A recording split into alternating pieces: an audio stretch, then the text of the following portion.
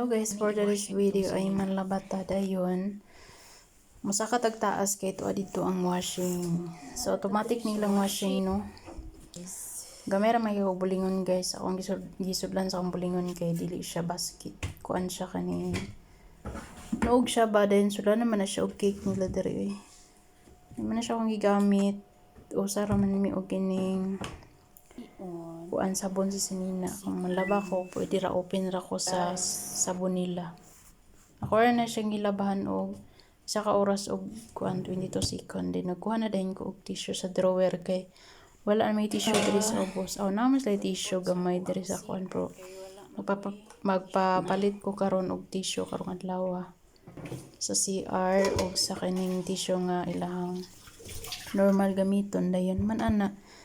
Nangugas po dahin ko kailangan ko gugason sa kusina kay nalakaw akong amo kay siya may tigluto di man ako'y tigluto guys.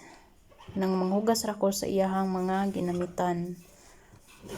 Then karon kay wala man siya nilakaw man naka-video ko niya makitaan gyapon ko sa camera makumpronte na siya. So more na siya guys.